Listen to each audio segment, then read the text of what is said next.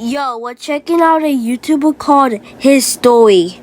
He's like a storyteller, like one of those movie things, but it's kind of satisfying, you know?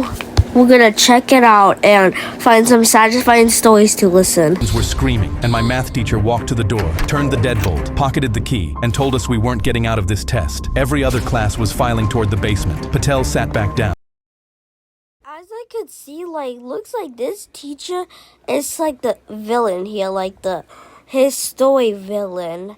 Now let's go back to the video. Years in this town. That's a thunderstorm. Happens every spring. The wind outside turned into this deep howl that rattled the windows, and debris started smacking the side of the building. A kid in the front row pulled out his phone to call his mom, and Patel walked over. That's obviously a tornado. The teacher's being a dumbass right now. He should listen to the students. That's a tornado!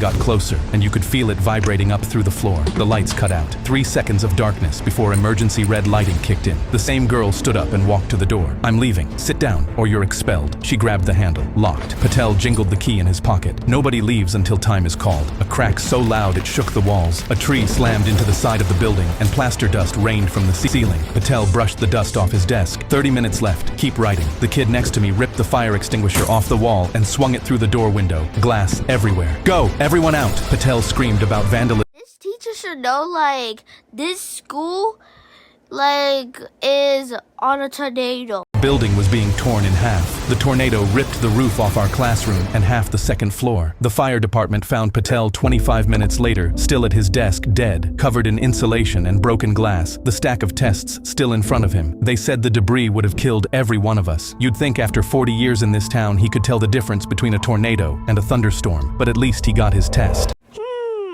That was great. This is the satisfying and interesting story by His Story. Now, we should check out the next video. I was on the couch playing Minecraft when my chest started pounding in the Ender Dragon fight. I figured it was just nerves from the boss fight, smacked my chest. This is not good. He's possibly having a heart attack or something.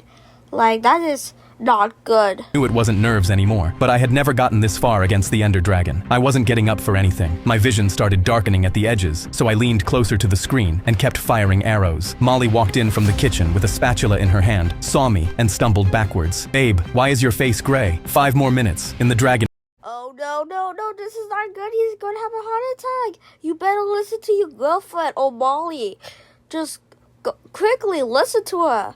Listen to your watch. "Someone right now." She was sobbing into 911. The dragon was at half a heart. The sirens started outside before she even hung up. My left side was completely dead. Just my right hand on the mouse. My eyes locked on the dragon. My vision tunneled down to just the screen. I clicked. The dragon roared and exploded into purple light. Achievement unlocked. Free the end. I slid off the couch onto the carpet. Doritos crumbs all over my chest. "Babe." Molly was kneeling next to me, screaming for the paramedics to hurry. I reached for her hand. I won. My life is complete. I woke up to a slap. Molly was standing over my hospital bed with mascara streaks down her face. "You absolute dummy," I croaked. "Babe, did we really win?" "We?" She slapped me again. Okay, guys, so that was insane, and I like that video clip or whatever, storytelling thing.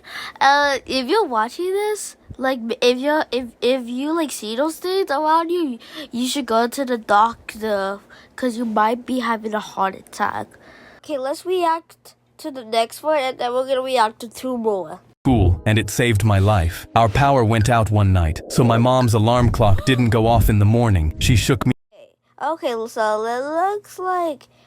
Okay, so it looks like he's I wonder what's gonna happen. I don't know. On the door, and the second she opened it, some guy said he was my substitute bus. Not gonna lie, he looks suspicious. I have the feeling. He finally left, but right before we were gonna leave, another bus pulled up. My mom looked into the bus window and saw that it was our normal driver, and in that moment she completely freaked out. She ran inside immediately, picking up our phone. "Please, I need police now. My daughter is being kidnapped." I turned around and saw it was our normal bus driver. She was losing it, calling other parents not to let their kids get on, because someone got a bus exactly like ours to kidnap us. Unfortunately, 6 other kids My AirPods button and heard the beep coming from inside my cat. I threw open the drawer where I kept the AirPods, and inside was the case with one AirPod missing. My heart beat faster, and I walked over to Miso, who was loafed up on my little sister's pillow, pressed my... Well, that was crazy. Let's go react to the next one. And she came walking with her phone already out. Seconds later, the emergency vet was on speaker. Depending on when she swallowed it, she might only have hours left to live. Do you know when she ingested it? I spun around and shouted into the house. Who fed Miso my AirPod? Footsteps came walking up the stairs, and my little sister Mia showed up in the doorway crying her eyes out. I did this morning. I hid the AirPod in a churu cat food treat.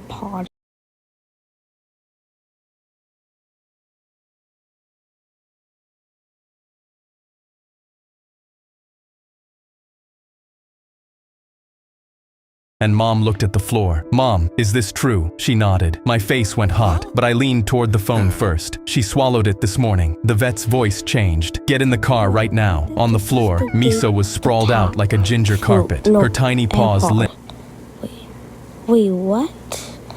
Okay, so it looks like the mom was First we save her. When we got to the clinic, the vet took one look at the x-ray and rushed her through the back doors. Then it was just us in the waiting room, wondering why Mom would ever give Miso away. An hour later, the vet came out holding my AirPod in a little plastic bag. She's okay. We got it out in time. I turned to Mom. Mom, why would you ever do that? Mom broke right there in the lobby. Her kidney pills are $200 a month and we're behind on every payment. I wasn't giving her away because I don't love her.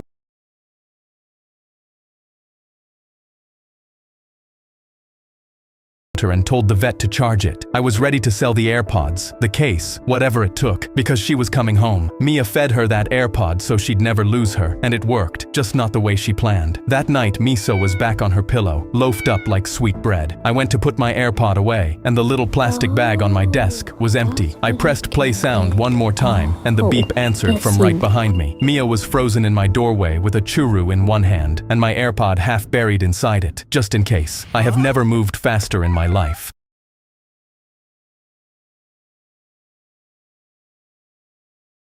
My desk when I felt the crunch under my shoe. I lifted my foot and a cockroach was smeared into the carpet. My co-worker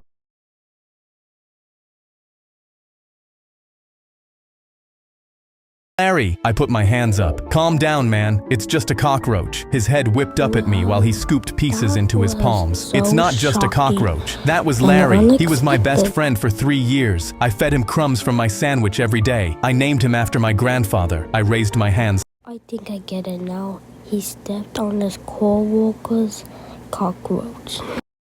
Lights went out. I came to on the floor with him, still on his knees, scraping Larry onto a paper towel. He saw me move, and his crying stopped. I'm going to kill you for this. He grabbed the scissors off the counter and came at me. Security tackled him before the scissors reached me.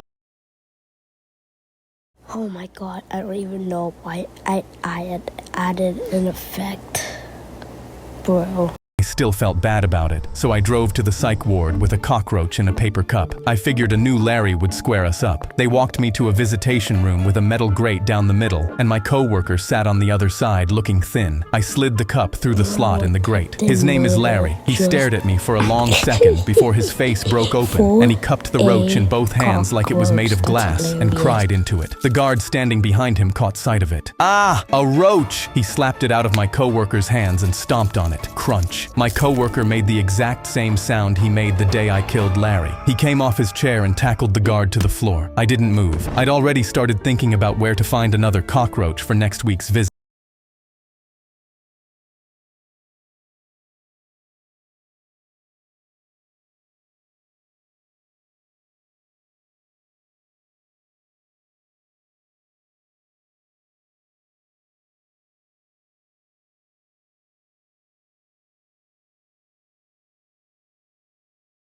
Well, that was the last video. See you in the next video. Bye.